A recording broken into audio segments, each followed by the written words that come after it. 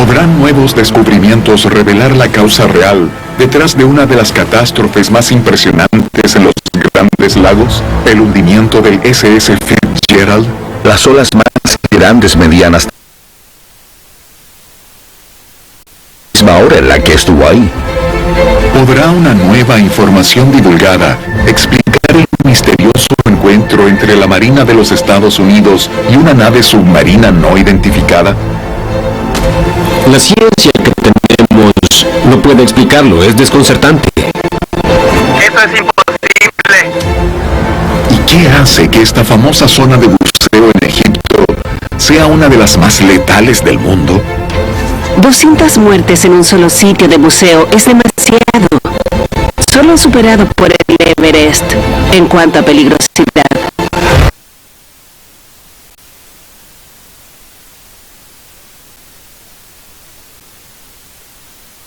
Sueños prometidos pueden hundirse en la oscuridad. Soy Jeremy Wade y estoy investigando el mundo para traerles los misterios submarinos más desconcertantes que la ciencia haya registrado. ¿Un naufragio no puede desaparecer? ¿O sí? Es una frontera peligrosa e inexplorada que se traga la evidencia. Sabemos más de la superficie de Marte que de nuestros océanos. Donde lo desconocido es normal y el conocimiento es escaso.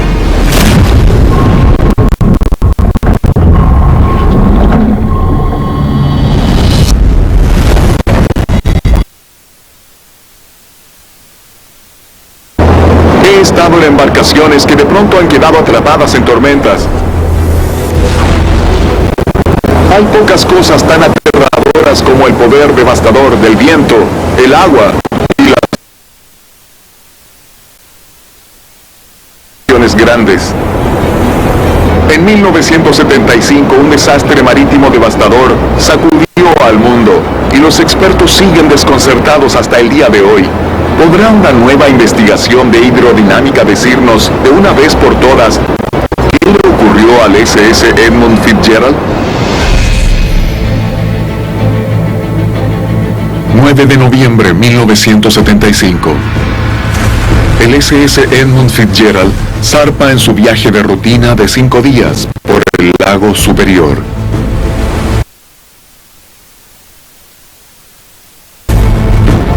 El puerto está tranquilo, pero hubo una alerta de tormentas en una zona del lago por donde pasaría.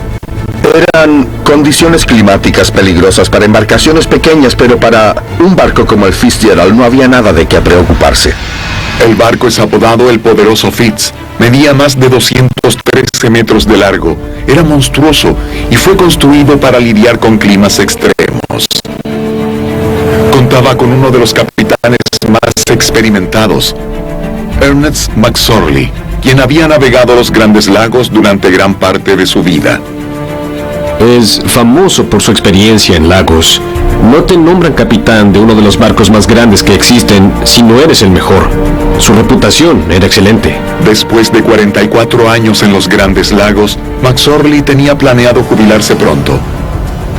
Inesperadamente, el Fitzgerald informa a los guardacostas de un clima tormentoso en aumento. Las olas eran cada vez más grandes, pero en general el barco no se veía afectado.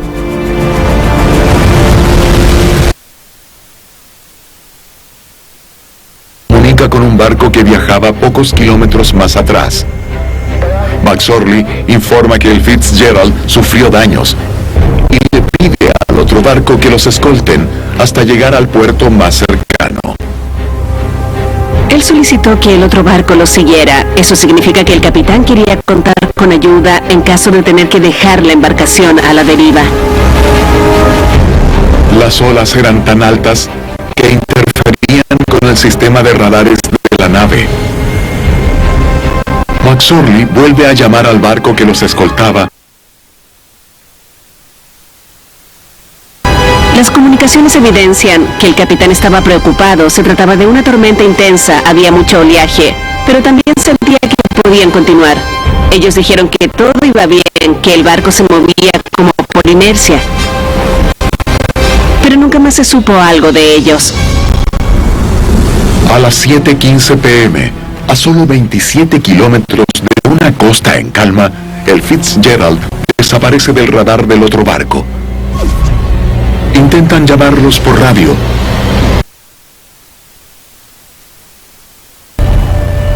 La única señal que deja el poderoso Fitzgerald son 2 botes salvavidas vacíos. No hay sobrevivientes ni testigos. ¿Qué provocó que un barco casi tan grande como el Titanic se hundiera en un lago y no en un océano? La razón por la cual esta noticia sorprende tanto es porque se trataba de un barco que había hecho esta ruta muchas veces. Se le consideraba una de las mejores embarcaciones para este tipo de trabajos. El capitán tenía experiencia, no debió haberse hundido. Uno de los misterios es ¿por qué el capitán no envió una señal de socorro? Era parte del protocolo. Él ya había informado que el agua estaba entrando y me parece muy extraño que no haya emitido la alerta. ¿Qué le pasó al SS Edmund Fitzgerald ese fatídico día? Es un misterio que ha atormentado a la comunidad marítima de los Grandes Lagos. Una tragedia de esa magnitud.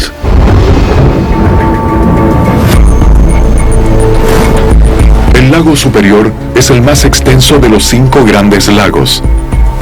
Se les llaman grandes lagos, pero podríamos llamarlos mares interiores debido a su tamaño. Es posible que al alejarte lo suficiente de un puerto en cualquiera de estos 5 lagos, seas incapaz de ver la costa en ninguna dirección. En la década de 1970, cientos de embarcaciones trabajaban en el lago Superior. Los grandes lagos son las rutas marítimas de la región. Hay puertos que van desde Canadá hasta Estados Unidos. En el lago Superior se embarcaban los suministros que venían desde Chicago e iban a Detroit. La industria automotriz y muchas otras contaban con este lugar de transporte. En ese momento, el SS Edmund Fitzgerald era el carguero de mineral de fierro más grande de los 5 lagos. Muchos adoraban el barco y creían que era invencible. Durante muchos años fue el rey de los lagos. Era un barco enorme y sus cascos eran muy espaciosos. Estaba cargado de mineral y cruzaba el lago como era habitual. El lago Superior es conocido por sus tormentas violentas y devastadoras. Pero el capitán McSorley sorteó muchas de ellas en su carrera. Hablamos de una tormenta muy rápida. Desde que se iniciaron las No emitieron ninguna señal de emergencia, y eso ocurre con poca frecuencia en esa zona. Pero es posible que todo haya sucedido demasiado rápido como para una alerta. Los equipos de rescate empiezan inmediatamente a buscar al barco. Pero el mal clima es un obstáculo y les toma 4 días encontrarlo con ayuda del sonar. Descansa en el fondo del lago, a 152 metros de profundidad. Les tomará otros 6 meses poder usar cámaras submarinas para examinar el barco apropiadamente. Nadie puede creer lo que encuentran. Cuando encuentran la embarcación, estaba partida en 2. Eso ocurre usualmente cuando hay un evento catastrófico. Es algo nunca antes visto. En un comienzo, creyeron que encontrarían el casco intacto, pero los investigadores sabían que se había roto. Y la pregunta es, ¿cómo pasó algo así? Por casi medio siglo, nadie ha sabido con certeza qué hizo que este titán de los Grandes Lagos se partiera por la mitad. ¿Será posible que una nueva investigación nos diga finalmente qué pasó esa fatídica noche? Las olas más grandes se produjeron en el mismo lugar donde se encontraba el Fitzgerald al momento del naufragio. El lago Superior alcanza profundidades de más de 396 metros. Pero bajo la superficie hay arrecifes que son catastróficos para un barco si se acerca demasiado. Existe la duda de si el Fitzgerald chocó contra alguno de los bancos que están cerca de la isla Caribou al norte del naufragio. Al tener las herramientas de navegación estropeadas, el capitán pudo destrozar el barco contra los bancos. Dudo que un capitán con la experiencia de McSorley haya tenido problemas para identificar las zonas poco profundas. La investigación oficial culpa a las tapas de las escotillas. El carguero Edmund Fitzgerald tenía 26.000 toneladas de mineral en su interior, es decir, estaba muy sumergido en el agua. Si las olas entran en la cubierta, deberían poder salir, pero si las tapas de las escotillas no estaban bien cerradas, el agua podría entrar. Pero no a todos les convence la teoría de las escotillas. No creo que sea posible debido al tamaño del barco. Tendrían que haberlas dejado abiertas mucho tiempo. Y habría sido gradual. La inundación debió ocurrir lentamente, pero ese no fue el caso. Además, el barco tenía 2 bombas de agua capaces de extraer 26.000 galones por minuto, y ambas funcionaban en ese momento. Al parecer el barco sufrió una fractura. Comenzaron a alejarse la una de la otra y por supuesto terminaron hundiéndose. Dave Schwab era un científico novato que trabajaba en los Grandes Lagos cuando desapareció el Fitzgerald. Capaz de hundir un carguero de los Grandes Lagos. Estaban diseñados para sortear las olas más grandes que se creía que podían aparecer. Pero ¿qué pasó si se encontraron con una de las fuerzas más impredecibles que puede haber durante una tormenta? Las olas gigantes. Las olas gigantes son un misterio. Algunos oceanógrafos hablan de olas que son de 2 a 3 veces más grandes que el promedio en un momento determinado. Estas olas también son conocidas como olas monstruosas. Se han registrado en los Grandes Lagos y pueden ser letales. Las olas gigantes realmente existen en los Grandes Lagos, porque las aguas son menos profundas. Muchas personas se sorprenden con este fenómeno porque creen que solo puede ocurrir en el océano. Y lo peligroso de este tipo de olas, especialmente en un lago, es que la energía del oleaje solo puede ir hacia arriba. Los Grandes Lagos son como mares interiores, pero estos tienen acantilados y los efectos de las olas, la manera en que se producen y su frecuencia es muy diferente. Puede haber olas muy grandes que se forman de pronto, como al estar en una bañera grande. Las olas pueden cambiar de forma según la topografía que las rodea. Eso significa que si están cerca de la costa y se encuentran con un acantilado, pueden chocar y formar otra ola con un patrón distinto. Incluso podría ser más alta. El lago superior es legendario por un extraño fenómeno llamado las 3 hermanas. Hay un viejo refrán que dice que las olas vienen de a 3. Hay casos en que la tercera ola fue la más grande. Cuando las olas gigantes aparecen de manera consecutiva, el barco no tiene la oportunidad de recuperarse del primer golpe y podría hundirse. Pero ¿cómo podemos saber si ese día hace más de 40 años hubo olas gigantes en el lago superior? El oceanógrafo Dave Schwab hace algo que nunca nadie ha hecho. Convierte los registros de las condiciones. El modelo meteorológico podríamos estimar cómo eran las condiciones del oleaje en cualquier momento y en cualquier punto del lago durante esos 3 días. Dave Schwab recrea la altura de las olas en todo el lago para cada hora durante el trágico viaje del barco. Lo que hicimos fue dividir todo el lago en una cuadrícula. Cada uno de los cuadros en donde está el lago está representado en la computadora como una celda que puede interactuar con el viento de la superficie y con sus celdas adyacentes.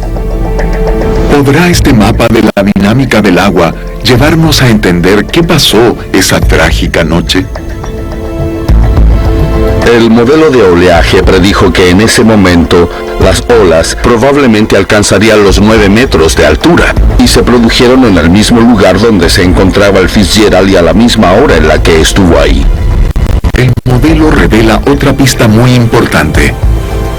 A medida que la altura de las olas aumentaba, también lo hacía la distancia entre ellas. Las crestas de las olas en la zona donde se hundió el barco tenía cientos de metros de distancia. La misma longitud que el SS Edmund Fitzgerald. Uno de los extremos del barco estaba en la cresta de una ola y el otro extremo en la otra. Por lo tanto, nada evitaba que el barco estuviera por sobre el agua. Si el barco era tan largo como para atravesar 2 olas al mismo tiempo y se encontraba en ambas crestas, entonces la parte del medio estaría suspendida en el aire. Y eso ejercería mucha presión en el casco. Si a eso le sumamos la carga, es posible que se partiera. No sabemos si es posible que un barco tan grande como el Fitzgerald pueda quedar suspendido sobre el agua. Aún así, el casco debió estar sometido a fuerzas enormes e impredecibles. La distancia entre las crestas de las olas se volvía cada vez mayor. No sé si durante la tormenta todo esto tuvo algún impacto en la flotabilidad de la embarcación. Tampoco sé cómo reaccionó a las olas de ese tamaño, pero sí se trata de olas muy largas para los grandes lagos.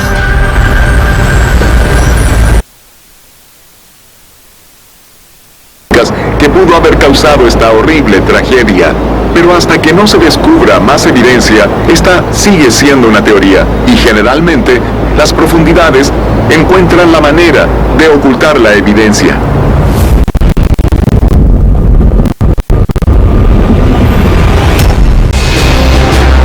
...14 de noviembre... El portaaviones de la Marina, USS Nimitz, se ubica a 160 kilómetros de la costa de San Diego. Al recibir alertas de objetos extraños no identificados en el agua, envían 4 aviones de combate para investigar y descubren algo desconcertante.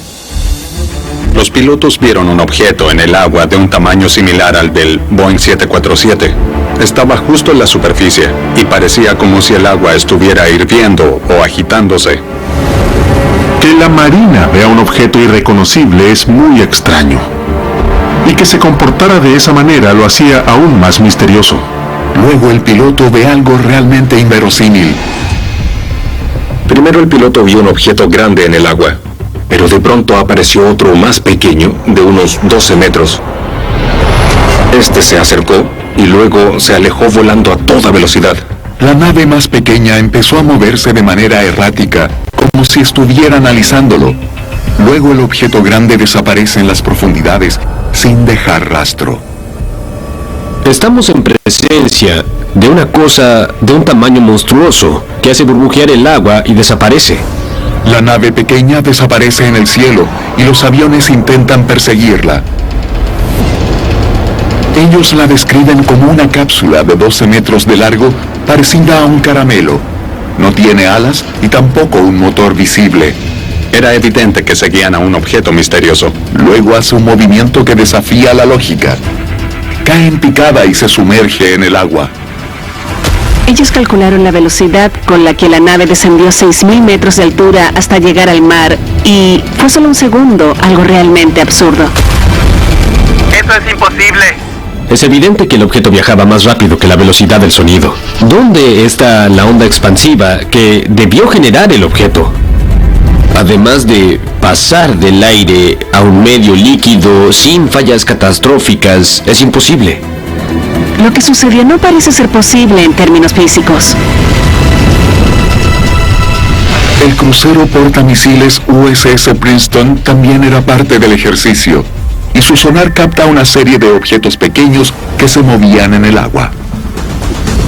Se trataba de objetos que se movían realmente rápido por el agua, y eso es algo inusual. El submarino más rápido alcanza una velocidad máxima de 82 kilómetros por hora, pero se informó que los objetos viajaban 10 veces más rápido, a más de 800 kilómetros por hora. La ciencia actual es incapaz de explicarlo. Es desconcertante. La evidencia de este encuentro era confidencial, hasta que el ejército estadounidense la divulga en el año 2017. ¿Qué son estas increíbles y misteriosas naves que parecieran desafiar las leyes de la física? ¿Acaso evidencian un encuentro extraterrestre? ¿O es algo totalmente distinto? Hay aviones que pueden alcanzar velocidades supersónicas en el aire, pero el agua es 800 veces más densa. Cuando los objetos se desplazan en un medio acuático, hay más fricción en los cascos de las embarcaciones, por lo que necesitan más potencia para empujar las masas de agua por donde transitan. En el agua hay más fricción y más barreras que empujar, a diferencia del aire. La interacción entre un fluido y la superficie de un objeto genera un fenómeno llamado arrastre por fricción superficial. Mientras más rápido avanzas, más potencia necesitas, y esto aumenta de manera exponencial. Para que algo avance tan rápido en el agua, debe ser capaz de superar la fricción. Hay limitaciones reales de cuán rápido puedes viajar bajo el agua. Y esos objetos desafiaron esos límites. ¿Habrán venido de otro mundo? Primero pensé que se trataba de un meteorito, pero si hubiese sido eso, se habría visto una roca con fuego y luego una enorme explosión de agua al chocar contra el mar. La otra opción es que sean extraterrestres. De ser así, eso escapa de mis conocimientos y de los de cualquier otro experto. Existe una teoría científica que podría explicar cómo es que un objeto puede moverse por el agua a gran velocidad sin ser necesariamente de otro planeta. Es una tecnología llamada supercavitación. Se trata de un objeto que se mueve en una burbuja de aire. En vez de tener que lidiar con el agua, tiene la fricción de moverse en una burbuja de aire, y es el aire a su alrededor lo que interactúa con el medio. Es decir, es la fricción del aire en el agua, que es mucho más pequeña, y así podría ir mucho más rápido. Una nave submarina que viaja a la velocidad de la luz en su propia burbuja de aire podría parecer ciencia ficción, pero tal vez no sea tan descabellado. Hace más de 20 años, los científicos rusos crearon un torpedo con supercavitación, que viajaba 6 veces más rápido que sus predecesores.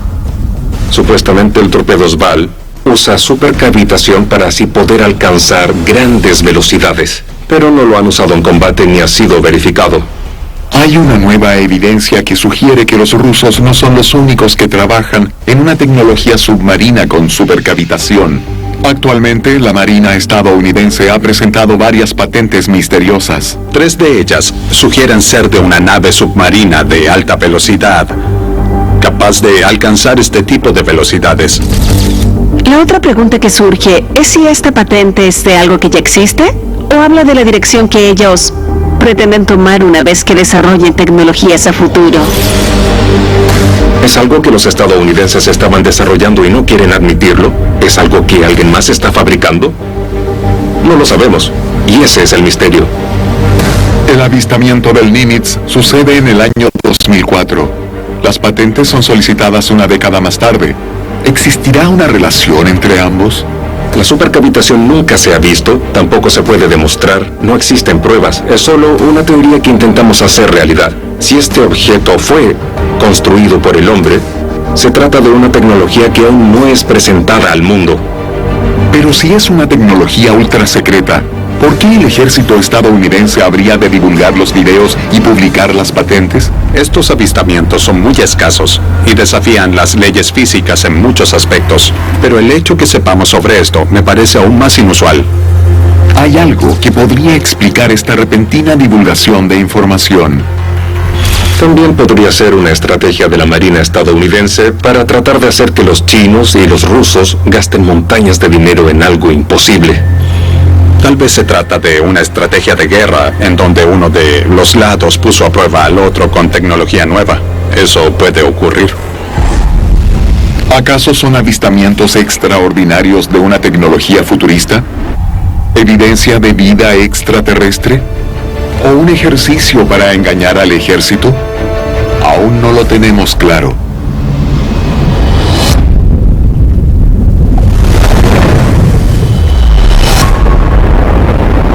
El fondo del océano está lleno de naufragios. Es posible que existan unos 3 millones de ellos. Muchos se hundieron en batallas o se estrellaron contra las rocas, pero algunos de ellos siguen intactos en el océano desde hace ya más de 2000 años. ¿Cómo es posible que un naufragio desaparezca repentinamente de las profundidades? ¿Un naufragio no puede desaparecer? He sido testigo del enorme tamaño que abarcan estas embarcaciones en el océano. Y que uno de estos naufragios desaparezca del fondo marino es prácticamente imposible. ¿O me equivoco? Cerca de la costa de Borneo están los naufragios de 3 buques de carga japoneses que se hundieron hace más de 70 años. Conocidos como los naufragios de Yusukan, se han convertido en arrecifes artificiales. El 31 de enero del año 2017, un equipo de buzos se acerca a los naufragios, pero estos habían desaparecido. Hablamos de naufragios documentados que desaparecieron. La gente ha ido a buscar los naufragios, pero no existen, solo queda un enorme agujero.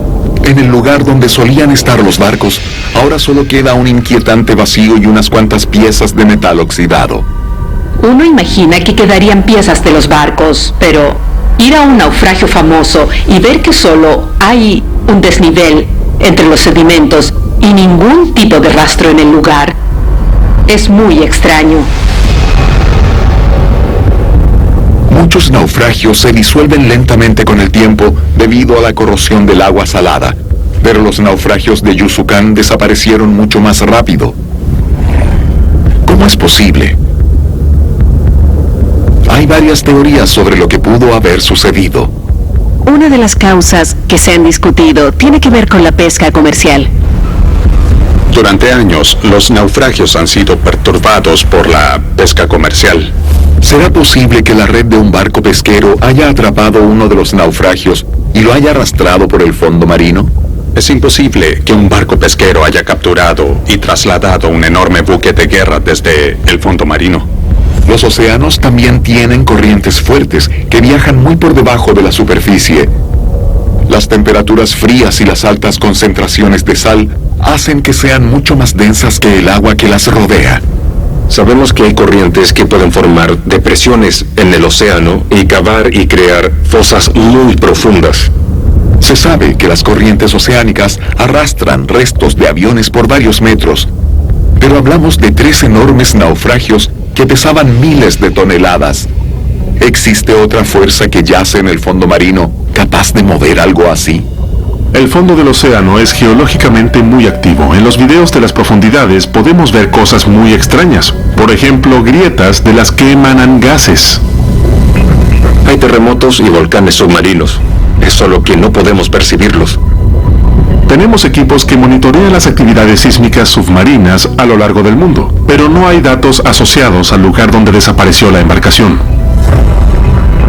Un temblor en las profundidades con la fuerza necesaria como para desaparecer los barcos debería haber aparecido en el monitoreo. Y nuevas evidencias solo amplían el misterio. Los naufragios de Yusukan no son los únicos que han desaparecido en los últimos años. Se trata de un fenómeno global. Actualmente tenemos una situación muy extraña a nivel mundial con la supuesta desaparición de ciertos naufragios. Barcos como el HMS Warrior en aguas danesas, el HMS Repulse y el HMS Prince of Wales, embarcaciones que se hundieron en Malasia. Debemos preguntarnos, ¿a qué se debe esto? El hecho de que esto suceda en todo el mundo, en diferentes ubicaciones y en grandes números es catastrófico. Tal vez haya una pista en los tipos de barcos que desaparecieron. Todos tienen algo en común. Son barcos que se hundieron en la Segunda Guerra Mundial. Y los fragmentos que quedan en los sitios nos dan más información. Al parecer, estos naufragios fueron extraídos por personas que buscaban un bien específico. Una de las razones por las cuales desaparecieron se debe a los metales valiosos que poseen los naufragios. Un naufragio representa un tesoro en cuanto a la variedad de metales. Hay bronce, cobre, son embarcaciones enormes hechas con miles de toneladas de metal. Según las leyes internacionales, los naufragios son propiedad del país de donde provienen. Las leyes internacionales dicen que los naufragios militares nunca dejan de pertenecerles al país de donde provinieron. No importa si están en aguas internacionales, legalmente estos siguen siendo la responsabilidad y propiedad de sus países de origen. Pero cuando los barcos se hunden lejos de casa, es difícil seguirles el rastro.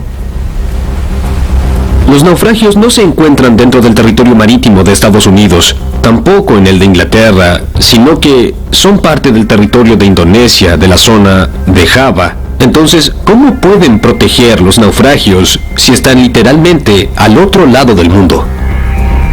El océano es un lugar enorme y es muy fácil que alguien se apropie de un naufragio sin ser visto. En el caso de los naufragios de Yucatán, el gobierno permitió a una compañía hacer una investigación arqueológica, pero alguien fue un paso más allá y removió los barcos por completo. Este es un ejemplo de los llamados piratas del metal. Son profesionales muy organizados. Ellos van a los sitios y con ayuda de enormes barcos extraen el metal. Son embarcaciones de salvamento gigantes que se anclan sobre los naufragios. Y luego usan grúas para desenterrar lo que puedan del fondo. El cobre como chatarra es muy valioso y los piratas del metal atraviesan los cascos de los buques de guerra y rompen todo hasta encontrar las salas de máquinas para extraer el cobre y el bronce. Las piezas enormes que consiguen de los naufragios de la Segunda Guerra Mundial son trasladadas a chatarrerías, donde las convierten otra vez en acero. Se trata de personas que recuperan naufragios de manera ilegal. Ellos toman los metales y probablemente los venden en el mercado negro. ¿Quiénes son estos piratas? No sabemos cuáles son sus nacionalidades, tampoco cómo funciona su red de trabajo.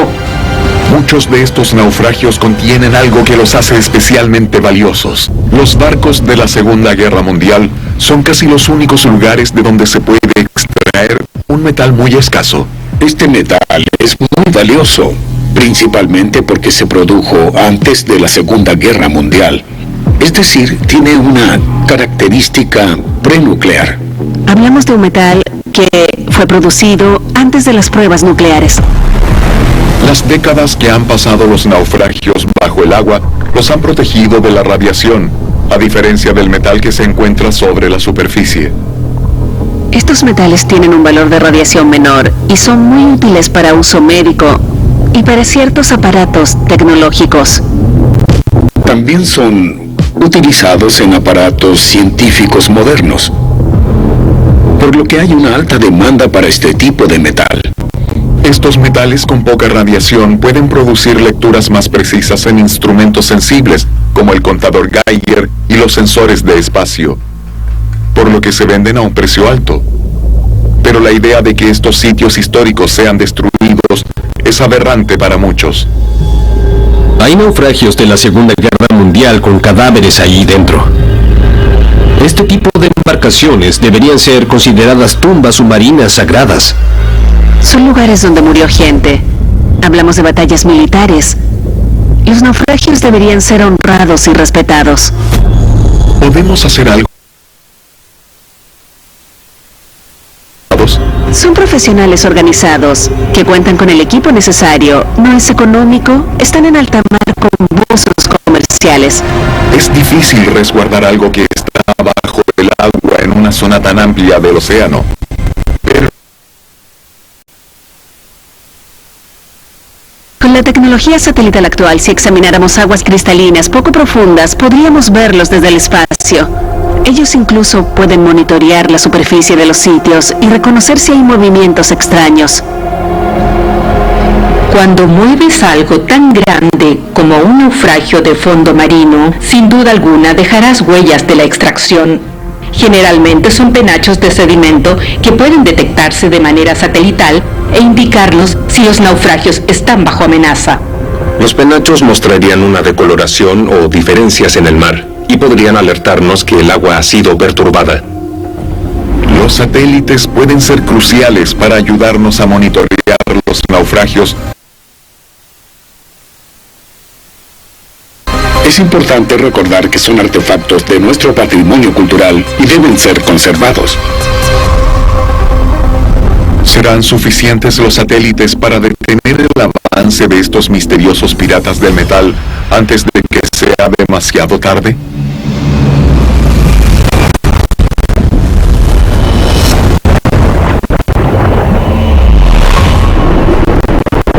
He explorado algunos de los sitios de buceo más maravillosos del mundo, y los que más me han deslumbrado son los agujeros azules. Bucear en uno de estos sumideros submarinos es como aventurarse en un abismo. Pero ¿qué fue lo que llevó a uno de estos agujeros a ser catalogado como el sitio de buceo más letal del mundo? 48 kilómetros al este del monte Sinaí, en la costa egipcia del Mar Rojo, se encuentra una formación submarina conocida como el agujero azul de Dahab. El agujero azul de Dahab en Egipto es un lugar realmente especial. Este agujero azul es un sumidero circular enorme, un ducto profundo. La cercanía de la costa han atraído a los buzos durante décadas. Pero a pesar de su belleza, este lugar contiene un misterio mortal. El agujero azul del Mar Rojo en Egipto es uno de los fenómenos submarinos más deslumbrantes. El problema es que también es una trampa mortal.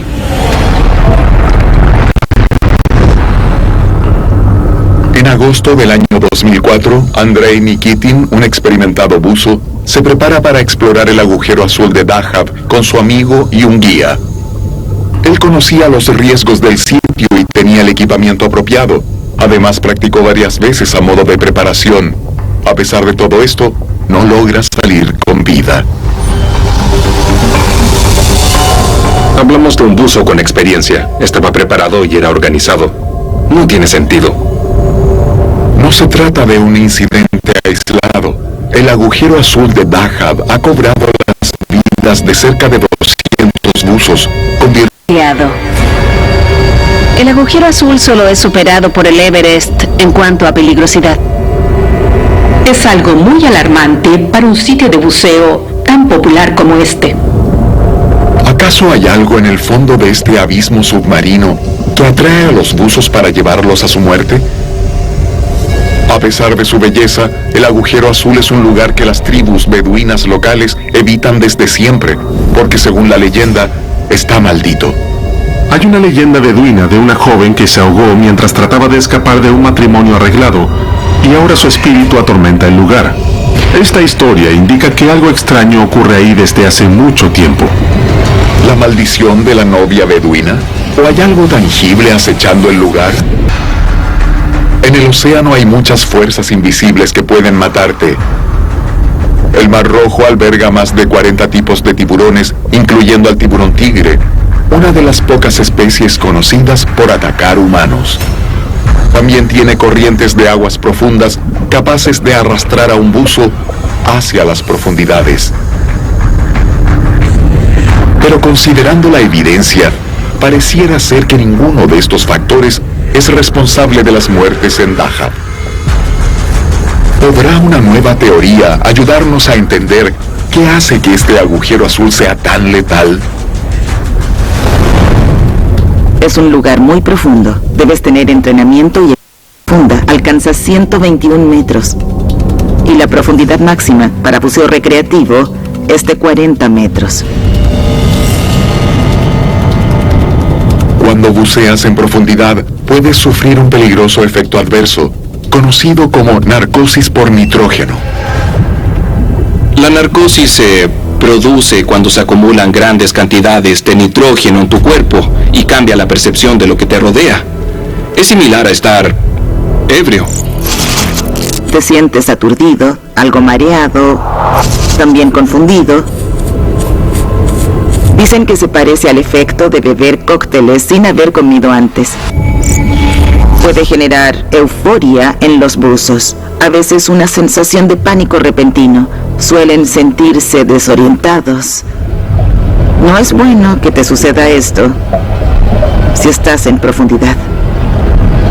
No importa la experiencia que tengas, esto afectará tu juicio y la toma de decisiones. Tu manera de reaccionar a las cosas cambia. Puede ser algo letal. Y hay otra característica espectacular del agujero azul de Dahab que podría estar involucrada. La arqueóloga Beverly Goodman lo experimentó personalmente cuando buceó en el agujero en 1997. Te sumerges por el costado de una pared de corales. Es algo maravilloso y están en todas partes. Luego sigues bajando y el mar se ve azul, pero cada vez oscurece más. Entonces aparece una luz que proviene de un enorme arco. Este arco es una característica extraña que solo se aprecia en este agujero. Al alcanzar los 52 metros de profundidad, hay un túnel misterioso que conecta el sumidero central con el mar abierto. De pronto te encuentras en una caverna que une el sumidero con el mar rojo. La luz que se refleja en el arco crea un efecto deslumbrante, pero que también desorienta. El arco se vuelve una increíble ilusión óptica. Es un hermoso pasadizo que puede parecer grande o pequeño, dependiendo de la posición en la que te ubiques y cómo se refleja la luz. Y luego aparece una zona cristalina que se extiende varios metros. Los buzos no resisten la tentación de seguir el pasadizo que los lleva al mar abierto. La increíble ilusión submarina hace parecer que son solo 9 metros a nado, pero son más de 24. Es difícil estimar distancias cuando estás sumergido, especialmente en aguas cristalinas, porque te desorientas. Lo que nos parece cerca puede no serlo realmente y lo que se ve alejado podría estar más cerca de lo que crees. ¿Será posible que las muertes se deban a una combinación mortal de narcosis, confusión e ilusiones ópticas? Te sientes muy bien, como si hubieras inhalado óxido nitroso o si estuvieras algo drogado. Luego ves que hay una luz hermosa en el fondo. Ya no estás en el sitio indicado, pero sientes ese impulso de seguir la luz. Es algo que se vuelve irresistible. Bucear a profundidad y estar confundido puede ser fatal. Es realmente el fantasma de la niña beduina, la atracción fatal de este hermoso y letal lugar. Los humanos aman llegar hasta el límite y no sé si realmente nos atrae vivir experiencias peligrosas, pero sí creo que disfrutamos la sensación que provoca lo desconocido.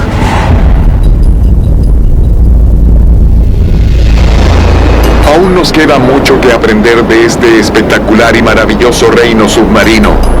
Pero el peligroso agujero azul de Dahab nos enseña una lección valiosa. El mundo que hay debajo de las olas es una dimensión diferente, donde las reglas normales no son válidas, y al olvidarlo, nos ponemos en riesgo.